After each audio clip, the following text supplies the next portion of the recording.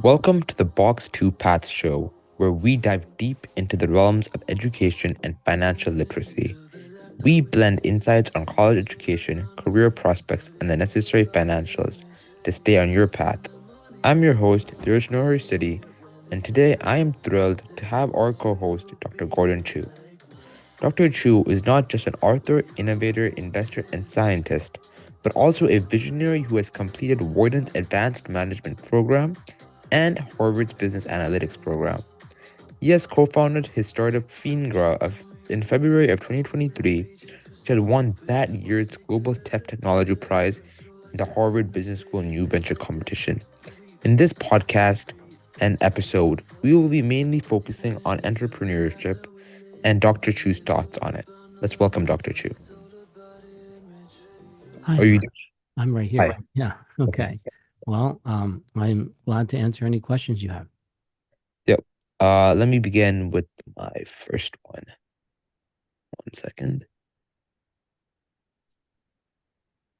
So the first question I had was mainly about you. Can you please elaborate on the startups that you founded in your lifetime? Well, Dheeraj, it should never be about me, right? Mhm. It's really about you guys and you gals out there, because you are the future. Of course, looking at what I've done perhaps may help, and so I'm glad to answer that. I've started numerous companies in my trajectory, and some of them never needed investors. Others had some investors, and it led to a great many things. Um, and if we started listing each one, then you don't need the internet, so you can see the list of companies and many examples out there. Mhm. But what I do want to answer you is why found another company or another startup, and do we have any regrets in that world of startups? And when you're young, you kind of and you know what Facebook is. So Yeah, you might you might tell your friends, "Hey, this is what I had for dinner. This is the place I went for vacation. This is how good I have it. These are the schools I got into. This is what I got on my test Mhm. in physics or math." And then you start circulating stuff around, and Mhm. that can be your community, right? People who are just so amazed at what you have. That's why they follow you, right? Yeah. They want what you have. That's why they follow you. Um, and that can lead a particular taste in someone's mouth. And some people never stop doing that, right? That's all they do. But of course, there's a path that one goes through and starts saying, well, when is that enough? And if you separate out what I've done in the past and Mhm. what I'm doing currently, and the realization of, how can I help you guys save a lot of time and a lot of mistakes, right? Is to, as you know, I've had companies and ventures that I've started and people who've even hired me for consulting work, only for me to still do another startup, because there's something missing in there. And Mhm. what was missing, if we focused on the graphene, which is a 23rd century material, when I met you in Yeah. Yeah. Princeton, right? I shared that with you. And Yeah. then, what inspires my children and others isn't that, graphene 23rd century material, but it is the difference in why I am doing another graphene venture called Fingra, right? Which you mentioned in the beginning of each of these podcasts. And Fingra stands for a regret that I have when I was in graphene. I focused on taking a 23rd century material, raising a lot of capital, of course, but the solutions that we solve for were 19th and 20th century better mousetraps, in the sense that, oh, how do we make better shoes with graphene in them? Well, there have been shoes around for a long, long time, more than 200 years, 300 Mhm. years. And oh, what about a fishing pole that could be lighter, or sports equipment? And when you think about this 23rd century problems that we will be having, and think about me spending time Hmm. on just making other mousetraps, better things. Is that really a good use of my time and No. also of society's time, right? We're waiting and waiting. As you know, I got into medicine, right? I got into medicine and I had a scholarship, and I was also paid a salary. And we talk, you and I, not Yeah. everything broadcasted, right, or recorded, but we talk, and I've shared with you that the inconveniences of the of sometimes what you learn, Hmm.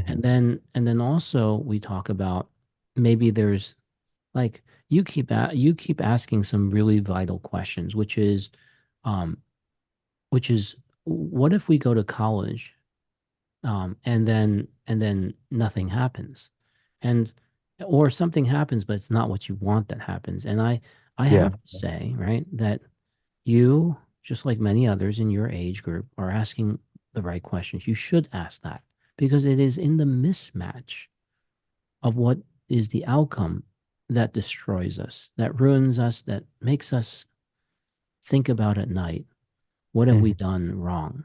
It is the mismatch, not the opportunity that, wow, I got a full scholarship. I'm going to get a salary for doing this. But is Hmm. this really the best use of my time? Is it the best use of our capabilities? And I also mentioned that everyone who's listening is a superhero and superheroine. You guys are, it's everybody, not just children, it's also adults.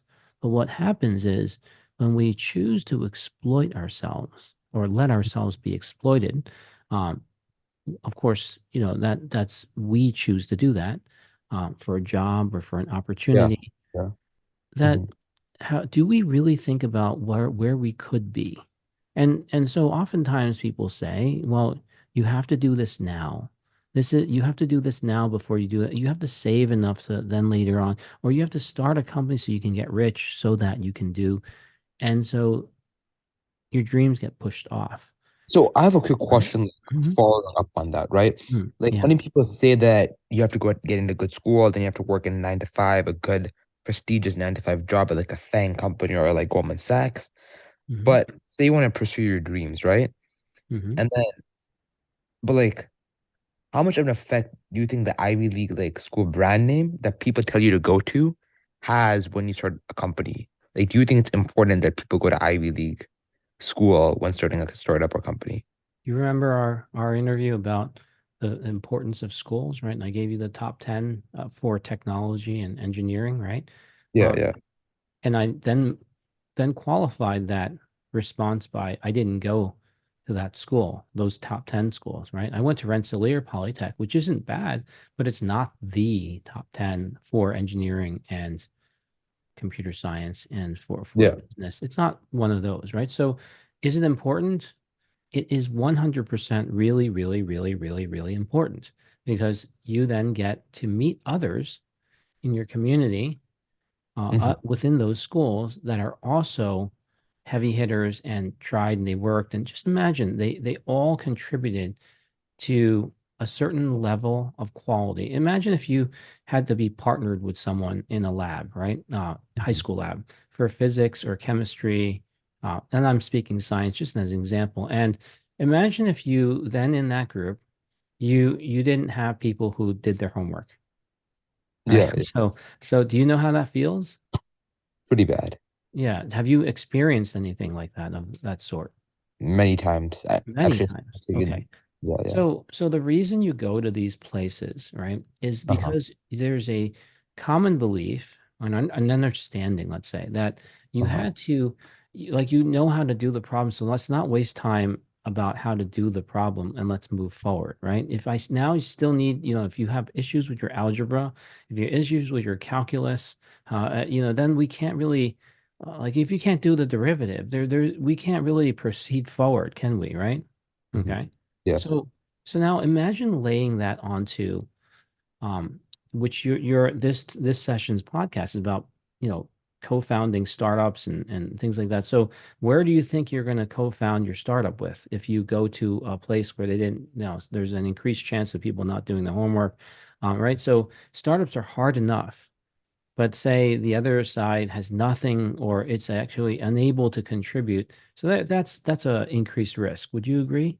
Exactly. Right. It So is. that is why you go to these institutions, these top institutions, but because there's a filter for scores and how you look like, and there's emissions that sometimes you get filtered out, despite like the filtration isn't perfect, right? So some people shouldn't have go, and others, but you get to go again, right? And again and again. And one of the key points is that when you're at the undergraduate level, nobody knows anything beyond what you learned in high school, generally speaking, right? So if I said, how do you do the cash flow and what kinds of opportunities should you do the startup in? No one has the right answer because that isn't what's taught in high school, right? It's And the not. other thing is, are we financially independent? No, right? That's why you're dependent on, most of us were dependent on our parents, right? And our community, right? How many of you know how to build a community uh, that is encouraging and enhancing, right? Or if I asked you, what solutions do you have for mental unwellness? And you would say, well, I don't know anything about that. I've just come from high school. Hmm. Mental unwellness, which is really, really important as an entrepreneur to quickly solve any mental unwellness. Yet, being an entrepreneur, you're going to be constantly running into things that generate unwellness Hmm. that are Hmm. related to mental sometimes. And that may be the wrong investor, a mismatch of an investor, a mismatch of an opportunity because you need cash flow. You end up solving a problem for a company that um, doesn't want to buy you out. They just want your solution and move on. So you just wasted, let's say, a year of valuable time, and your competitors that didn't do that solution had the time to race ahead. I Wow. Right? How are you going to learn that in college? Where do you learn about that? Right? All right. And then you have a friend that, you've gotten to meet and you put them on the team, but they don't contribute. What do you do with that person? hmm That's not what you learn in college either, right? So it is, and then what if you're wrong about the startup and it goes down? That's Oh, another mental wellness, right? And that could be possible because of let's just look at the failure rate of startups, right? It's not insane. 99% of startups fail, right? But Mhm. then how many startups can succeed continuously year after year, let's say along a 5, 10 year span? And what if it zombifies, right? In the sense that it just works for a little bit of time, it's like not bad and it keeps pulling you back in, and you suddenly find that you spent 10 years on the startup and it never went anywhere. I Well, see. that could be scary, right? You Very don't know scary. the answer of that in high school. You don't know the answer of that even after college. So and also, why continue to go to school? Because you may run into more knowledge, right? Just like in high school, imagine if you started a company as in your elementary school days. Well, what could you possibly do? You could make slime, right? That Yeah. is actually right. Slime is actually doable, right? And it's actually related to chemistry, the goop that you see, right? Now, Hmm. if you went to college, you might be able to make the slime into have another use case. And that use case might be so amazing that you generate revenues, and because it's so scalable, slime, you now have multiple use cases that are from a scalable manufacturing side, right?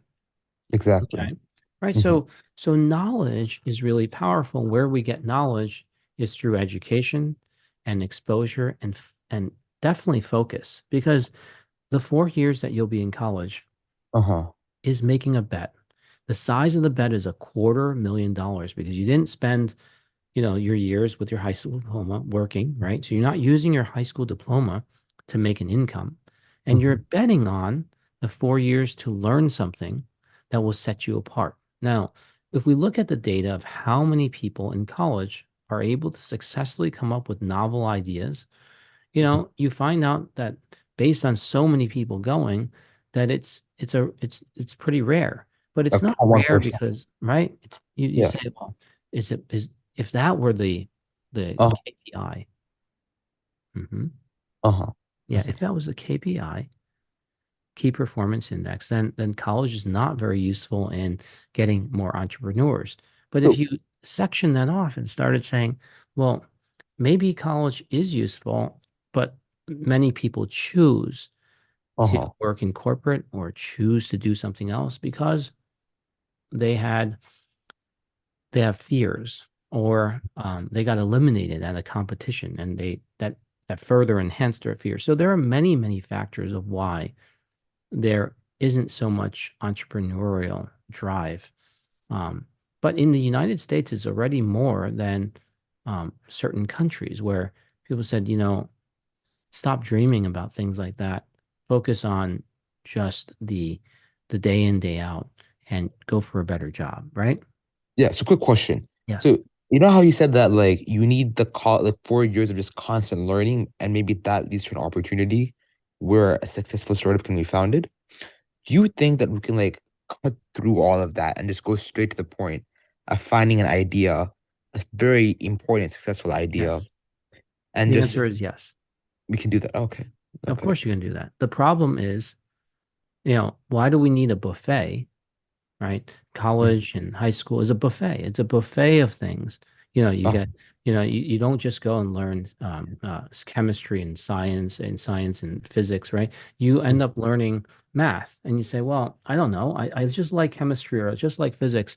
And then if you didn't have the buffet, you wouldn't know that you actually need the math to also support the chemistry and the physics, right? And then mhm, you say, well, I just need that. I don't need the art and I don't need the music. But then how do you know how to speak? Your chance of socialization and speaking and presentation skills come from these other uh-huh, ones, but they're somewhat unrelated. And you say, well, no, I really don't want that. So you find a lot of people in science, they don't have good presentation skills mhm, even after college because they know what they want. They're focused on that, or society helped eliminate the need to enhance that, and they mhm. can't carry a conversation, right? Yes, yes. Yeah. Well, I had that problem too. Just like Yeah. everybody, we have that problem and then how do you solve problems? You spend time on it. See, Uh-huh. when Alex was on the last show, Yeah. we talked about 10,000 hours. He spent 15,000 hours. Yeah, yeah. Yeah. So, so but does he feel like an expert? If you spend 10,000 hours on public speaking, I guarantee you will be speaking better, Mhm. right? Yes. Isn't that like really like bizarre in the sense that um if that's so important to present to, let's say, investors or Uh-huh. to a grant or to just get people to buy into your idea, if you can't present your idea and make it attractive even to yourself, it's like if you Yeah, yeah. right then how do you convince yourself to stay on? How do you and so if we take the idea and we get one step back and the Mm, presentation, we take one step back and we say, how is your awareness level? If your awareness level is high, you don't necessarily need to spend time to become entrepreneurial in college. In fact, the two things are related and it's not everything, right? You I could, see. right? You could learn, there's nothing you can't learn on the internet. The problem is there's a lot of fake information on the internet. So what if you go on the internet, you didn't know anything and you didn't know how to spell and didn't know certain things. So now you're looking to see whether a cat is a dog and a dog is a cat. And maybe you end up finding that some dogs look like cats and some cats look like dogs. So you have to have a certain core ability to spell, right? You need to know like what a cat or dog looks like. But imagine if we taught a little baby AI, right? An artificial intelligence, what a cat and what a dog looks like. And you taught it that it has both have four legs, except that the cat has pointy ears and the dog You programmed it and said the dog does not have pointy ears, I right? see. But then what if it runs into a bear, a baby bear? Well, is that a dog or a cat? And then it has to make the mistakes, and then you go inside and teach in the machine learning that that is not a cat or a dog, but it's a Mhm. bear. So now they learn, the AI system learns something new. The machine learning now sees that that's a bear. Well, what about a cat that rolls up and doesn't isn't on its four legs? Well, what is that? Oh, that's also a cat. And so you have to go through the iterations. So with the four legs, it's very simple because the chicken was okay. That's not a cat or a dog, but what is it though? Right? As opposed to it's not. Yeah, is it a cat or a dog? Yes, no, yes, no. See, there is so much in that example related to if you want to build a startup, the next question is, what kind of startup should you build? How much money will you need? Because startup world, what do you do when you run out of money? Hmm. Oh, do you pay yourself when you have a startup? What would happen if you don't pay yourself? See, it is in these questions that you ask and say, hmm, what is my ability, my staying power to be within that project that I chose to work on? And if you have other people joining on you, those people's answer, those answers from your peers and your partners may not be the same as yours. Do you spend Mhm. time discussing that, right? Yeah, yeah. Yeah. Let me give you something really scary. So you have a startup, and if you're the anchor, like you're the money anchor, before you find investors and before you have investors, and also finding investors, how do you find them, right? So, or do they find you? When you're writing a check, each time you're writing the check and payments, every time, every single time it's you're paying this. Otherwise, the whole thing shuts down. Do you know that that can add up to be quite a big number? So basically you're digging a hole. And how big of a hole should you dig before you let others share in digging the hole? But there's a cost of the money. Money has a cost, I and it's see. balanced with how much escape velocity you can generate. Uh-huh. And at the same time, what if you go to a place where it's not justified? So let's say with a startup idea, let's say it's a lemonade, right? You're going to generate a lemonade, you're going to set up a lemonade stand. And so how do we reward our investors? Well, we will reward them because we believe we'll sell so many lemonades, right? At the stand. And then we'll have multiple stands and we'll do that. Um, but then there's the question of what if the startup is going to outer space? And when you go to outer space, there's no selling of the lemonade. You might even wonder, why don't we just stay on Earth? So how do those people raise any capital, right? hmm So how do you present that to be valuable so that after you've written all the checks, someone will say, that's really valuable. I'm glad to see what you built. I want a piece of that, or I actually want to own it. So I will just buy it from you for multiple. So you dig the hole, you might Mhm. dig a deep hole, and you believe that someone else will appreciate all that digging and buy it for a multiple and you'll get rewarded at the end. But now you might be having a job or you might have created a jobless situation because after it's been bought, thank you very much. Bye.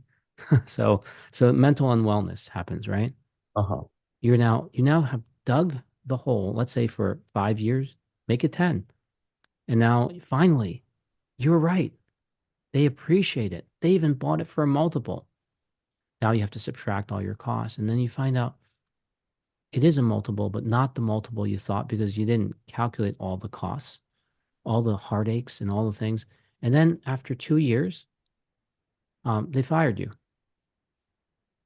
They want it, they Wow. want to turn the business into something else, right? You didn't do anything wrong. That makes it worse. So you didn't do anything wrong. We're just going in a different direction. So Mhm. so are you ready for that? Do you know how to handle that? How do This you is handle how because there's so many people that are successful, right? mhm. What what is one trait that you think that makes them successful? Like, do they innovate better? Do they think better? Do they think differently? Like, what is that one trait and characteristic that makes them successful in any situation, like sort of founders? Um, I mean, what makes them successful? I'm going to bring a professor of mine as an example, right? So his name is Rodrigo Jordan, Jordan. First name is Rodrigo, Rodrigo. And he holds a PhD in organizational administration from Oxford. Oh, He wow. teaches at Wharton School. Um, but a little bit about Rodrigo, Professor Jordan, is that he's widely recognized in Latin America for his work in leadership and innovation. He authored the book From Theory to Practice in Spanish in 2008, and he is the host of Leadership in Person. It's a Mhm. TV show for, you know, uh, for Channel 13 and interviewing Chile's most important leaders. Now, he's considered one of Chile's most accomplished mountaineers because he climbed Mount Everest multiple times, different ways too, and survives. Mm-hmm. So and he was my professor in the advanced management program, right? Hmm. And he wrote he wrote books and he also made documentaries about Mount Everest, The Challenge of a Dream. Um, and then and so this is a very unique individual, but I'm sure there were other unique individuals, but some of them died Hmm. trying to climb Mount Everest, right? Yeah. And remember, everybody's unique. So we see the ones that made it. So we're not that unique. We're just the ones that made it. And he described one of the greatest threats of climbing Mount Everest is that when you get to the top because you set your goal, right? Your goal is to get to Mount Everest. Your whole life, your biggest goal is to climb that. So you go up there and you're celebrating, you're doing selfies and things like that, and you over extend your stay. And now as the sun, as that, you run out of oxygen, you'll die, right? So your tank has only so much oxygen. So staying up there for more than your 10, 20 minutes might be increasing your risk. The other thing is the weather patterns will change if you let nightfall happen or evening. So it's harder now. So going up wasn't so much the issue, Yeah. but coming down becomes your hardest, biggest threat to your life. I So see. starting a startup isn't necessarily the hardest, right? It is pretty hard, by the way. And getting funded is really, really hard. But then making it out as an entrepreneur with your mind and your body and your psyche intact is going to be one of the big challenges. Few Hmm. people talk about that. I see. Mm. Wow. So you have to be very, how do you say, like cutthroat mentality. I don't think that that really is a very good idea. For me at least, I prefer to be to also at the same time take care of my family, Yeah, yeah. right? Because imagine, yeah, I focused so much on my startup that I didn't watch my kids grow up. Imagine that. Or if I do that, the startup and my wife who chose to be with me, she ends up also starving in the process, Something like or not stacking. able to do their things, right? Yeah, yeah. Yeah, or I lose my friends because they sacrificed with me, and I forgot about them. I didn't think about their payday, right? So Hmm. there are a lot of considerations that when you deeply reflect, you probably need to go inside of a monastery sometimes, to think about what, Uh-huh. how, but also more importantly, most importantly, is why am I doing this? Uh-huh. I Yeah. see. Mm, Wow. I think those are all the questions I have for today. mm, I really think it puts into light the reality of starting a startup because most people think, like some of my friends, they say I'm starting a startup, like three startups. Their ideas are very weird, and 2 days later they give up. So listen to the mind and mentality, what a startup really is. mm. Well, we can continue to explore this topic if people like that. You're building a community, right? You, Dheeraj, are building a community of thinkers and thought leaders.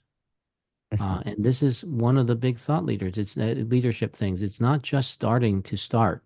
right? It is thinking about the amount of marathon running. It's not a sprint, right? So you have to think about all the avenues and the tools that you need to be well with your soul, with your mind, with your heart, with your relationships.